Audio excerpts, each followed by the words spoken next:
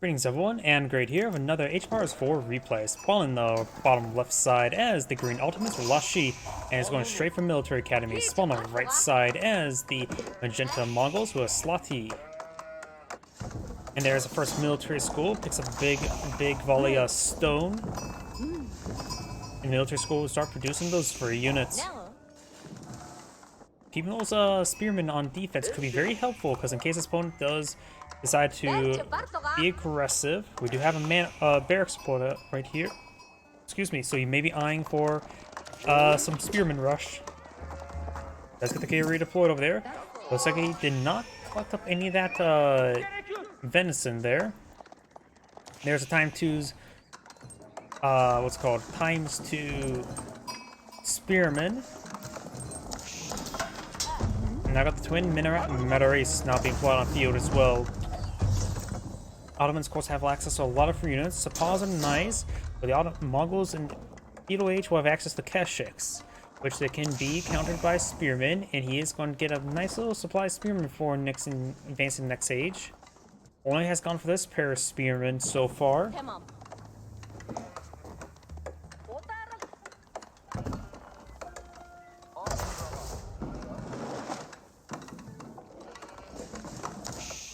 Now we've got the silver tree now being plotted on the field. He may be eyeing for a bit of trade. The trade market's right there, and there is relatively clean line of sight between these two. Not a lot of shrubbery in the way, so that could be a good trade path. Though very exposed. Gonna fast forward. Looks like the spearmen are currently just doing nothing. And do have an early pasture now deployed on the field, which will give him a nice supply of sheep. No music's playing either. At the next age now deployed on the field, let's make sure we have, we do have the Ottoman players selected, so we can hear the Vizier. This Vizier's point is almost available. Does have a small reserve of spearmen here. And I do have a blacksmith going up, not next to the military school for some odd reason. We've got the hardened spearman research, so it does have a decent amount of spearmen. We do over here have a stable going up, as well as archery range. And we do have this silver tree actually going far down south. I was going to expect him going up here, but he's going to fly this direction. They're about equal. The up north one will be longer, fighting some extra gold. The southern one will be just as safe, as it both the corner of the map. And now the hardened spearman research for the Mongols. He's eyeing for some early trade. These spearmen needs it back on off. He's got these angry spearmen to engage these spearmen. Does get the hardened spearmen there, but still outnumbered 2 to 1. So at most, he'd probably only take out one of these spearmen.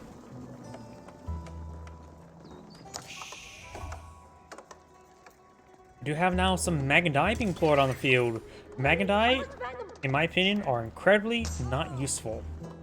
But we'll see how well he uses them. He does use a times 2 group of Magadai. He doesn't have to deal with any super heavy units, such as like men arms. I only have to deal with the Sapa, which does get 2 inherent pierce armor.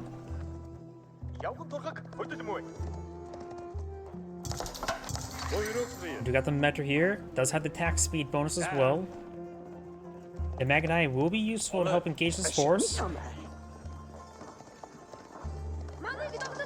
Does take out the wolf there. Magadai do have 5 damage and attack speed of 0.88 per second, which is a pretty good attack speed. But their 4.5 range is incredibly not useful. It makes it very hard to use them, but once you get Imperial Age, you can get the improved stone version, giving them up range up to 6.5, which actually is very significant.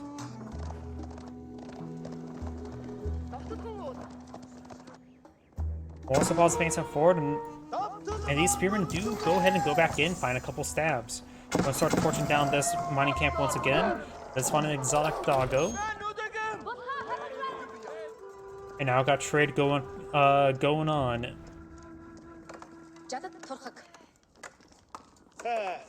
All I need to get is at least 15 to get all your improved benefits from trade. Spearman gets some great stabs during that Sapa.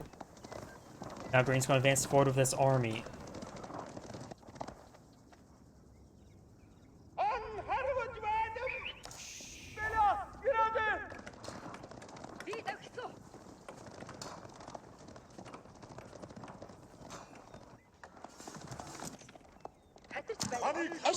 Essex charging forward, receiving quite a bit of town center fire.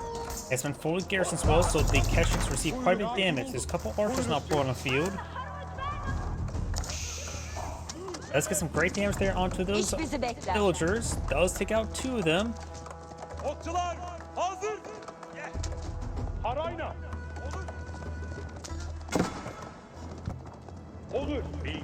We got this force now trying to retaliate. Khan does receive a bit of fire there. Going to take time to pick off these individual archers. Mega Knights do have only 85 health. Archers do have 70 health, so they are a bit more durable. Mega Knight now trying to back on off from this force. And when the Mega Knight does go down, Khan goes up his way up north. Mega Knight just trying to enter back in. Just going to cause a bit of issue there against these villagers.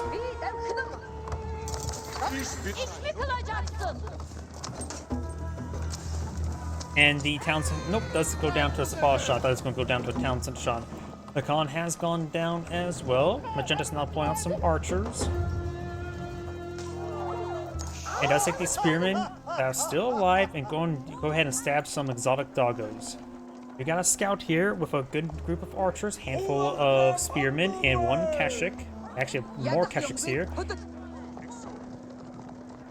And it looks like it's going to keep a bit of a contingency force to help keep this area secure. Sometimes, since you can't deploy out walls, one of the best ways to keep this trade up and alive is simply by stationing a small force there. You don't have to worry about housing to keep that force populated. Until you start establishing more field control, you will have trouble maintaining your trade line.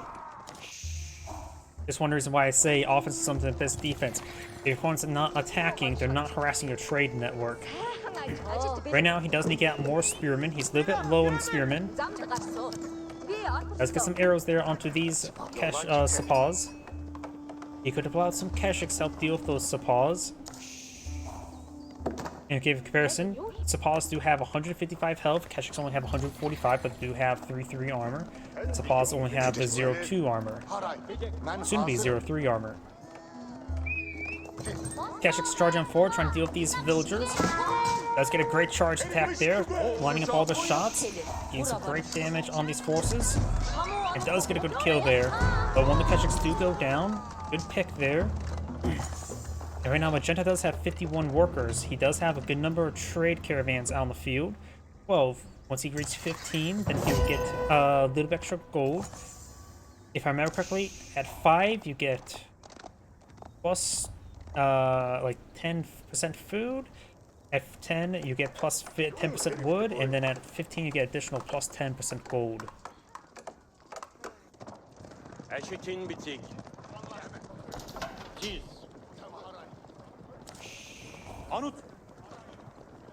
He may be heading down south. He does not have a defense force down there. Does advance forward with his Keshiks, does find another good raid there. Nope, he's not going down south. He may not be aware of it just yet. He does have a Keshik and Archer looking at the deer. And now these Sapas may be heading down south. He may be wondering if his opponent has a trade network down there. The Archer may give away. Archer does spot this force. He does have a small defense force here, but needs more spearmen. Those mostly archers. Keshik charging forward, trying to deal with some more of these villagers. And now this massive trade network is under threat. Does get some good hits there on the Sapas. The spearmen are still very healthy. They didn't take much damage right there. A couple of these trade caravans. So he does save that. He needs to get out more spearmen there. And a large number of these villagers decide to stand and fight. He's going to lose a large number of these villagers. Got this one here, but is unable to focus it down. He does take out those Keshiks. Currently, Magenta has killed up 8 of his opponent's workers. His opponent definitely did kill one of those trade caravans, but doesn't count as a worker, I guess. We got pierce damage not being researched by the Ottoman player. We got a good force here, including 10 spearmen. Does get a great attack there. The Khan could use the arrow. Nope, arrow's on cooldown. Focus on the opponent's archers there.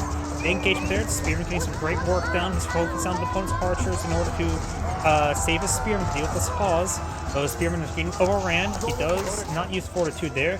Now he can use fortitude against these units. Does use fortitude now. Doing a good job of hitting these Sapas.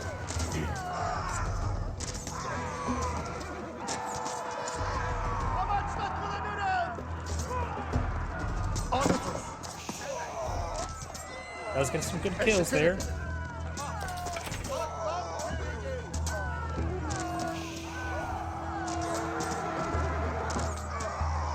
And these archers will go down. They did a good job of whittling way down those sapas.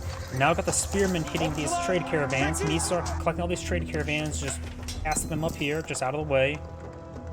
He also needs to take time to save them. He only has one. Oh, he does have a couple more production structures now.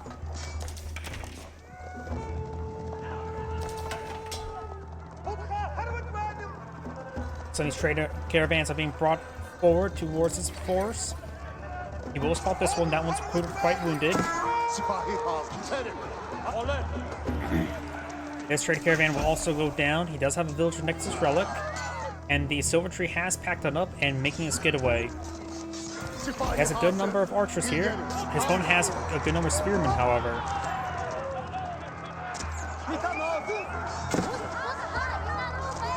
He counts on these spearmen. Very good.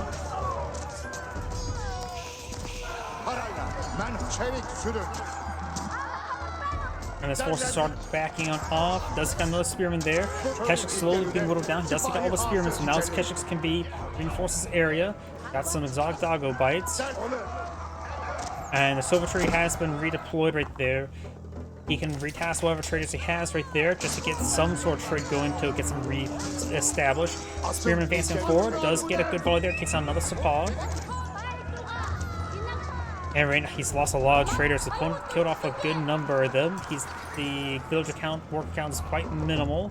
His opponent does actually have the second town center now.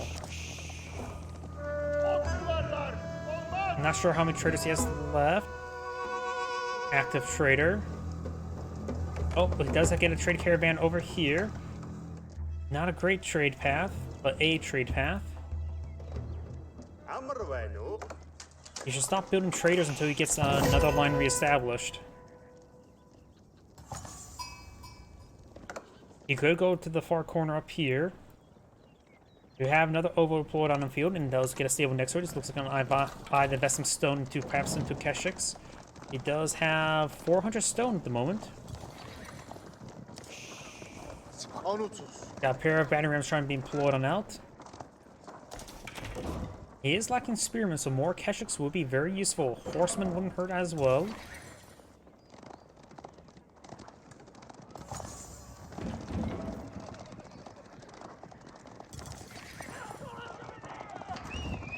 Keshiks does spot this force there, backing him off. He does have a scout for these guys as well.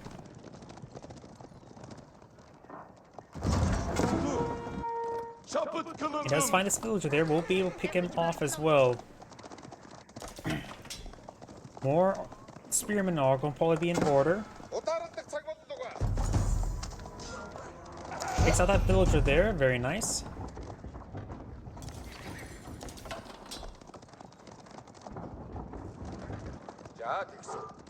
Some of these traders are going a pretty short path to that silver tree as well. And now got this moving up north. He does get the traders retasked over there. These one needs to be retasked as well. Veteran sort of make his way forward. Over here we do got these Keshiks trying to advance forward. There's only a handful of spearmen. He could try overwhelming them. And now got these forces trying to deal with these battery rounds. He's able to see fire. We do have nothing being pulled up there. He does have a reserve of stone. I think he just if there goes ×2 Lancer there. He could save the stable there by packing it up. Battery rooms can't hit packed up structures. And they'll say some of these villagers are going down to these Keshiks. Very good engagement there by the Mongol player. Does get them inside this. Those outposts there. Spearman finds find a stab there, but will go down. This force will need falling back. Got Mahid Imperial Armory now being researched. They got all the blacksmith researched by both players. We'll see a couple pokes there. Some of these Keshiks are also wounded. Can't receive the arrows there. He may want to take these wounded Keshiks, somehow get them over the palisade walls and start hitting those palisade walls to get some health regen. Right now, Green's trying to spawn to this area. It does have okay, those are villagers, not military units. These are military units. And the Mahid Imperial Army is now built. The Mongol player has a massive gold reserve. He needs to get these guys off of gold and cutting up those berries. And these catchers get disintegrated. Cenk eyleyecek. Haydi nasimet eyleyelim artık. Bana bir emir et.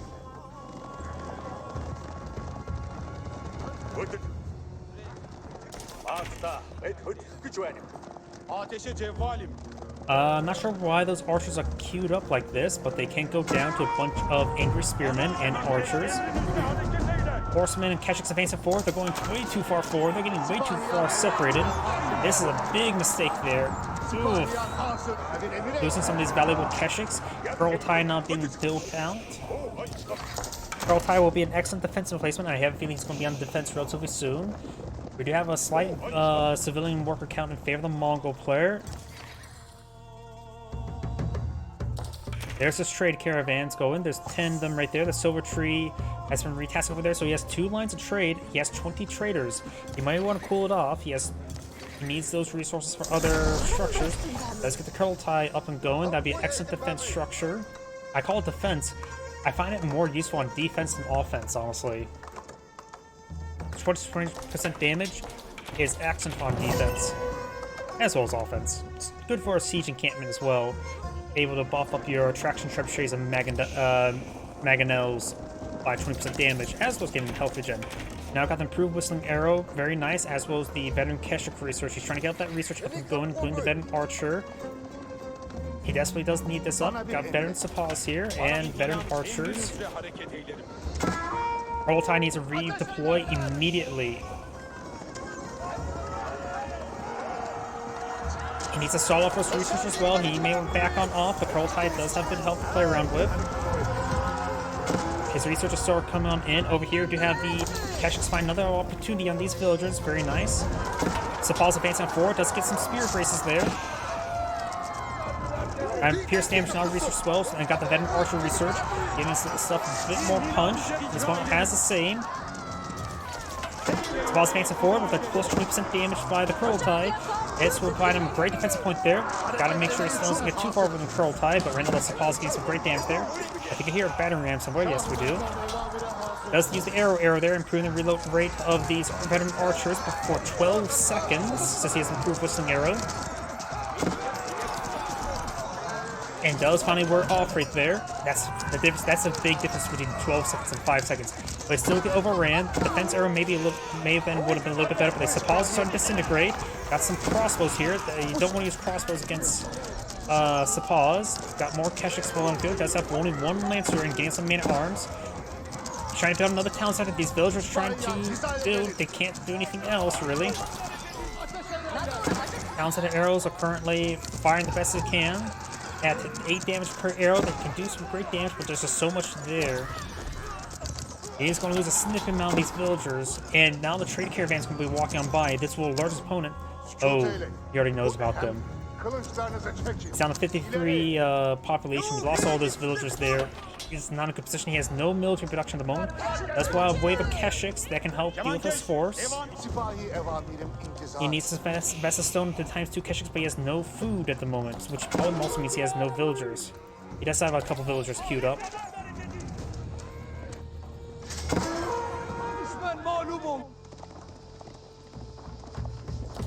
Right now, when it comes to civilization benefits, the Mongols only has the free housing, which he has not gotten up to like 100 population, and the second town center costs additional 150 more resources.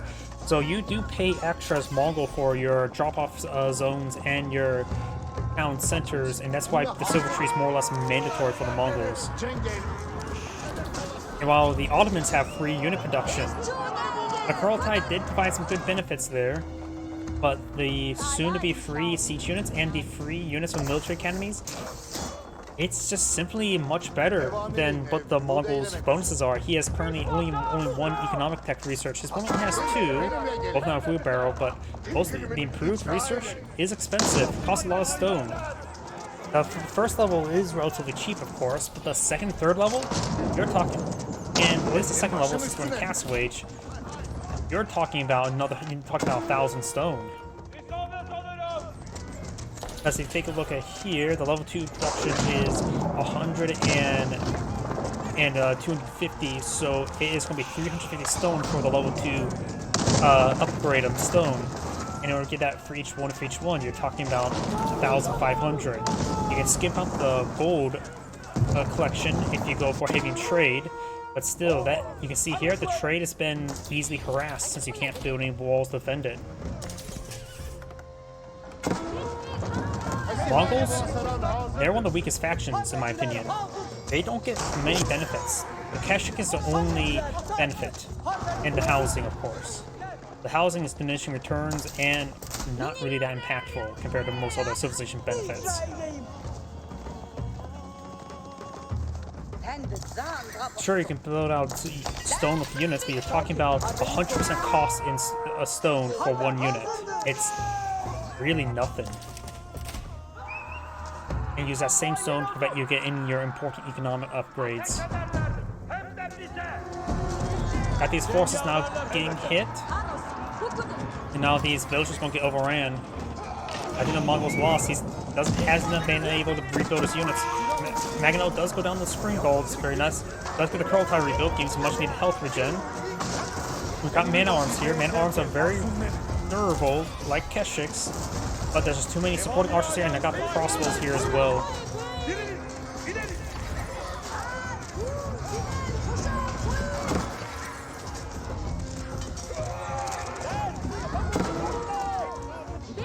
I think Keshiks find another opportunity over here, gain some good damage.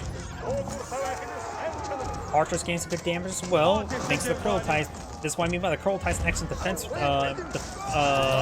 structure. Villagers gain some torch damage onto this battering ram, but the Mongol player does surrender. This is Angrade saying, thank you for watching, and on to the next replay.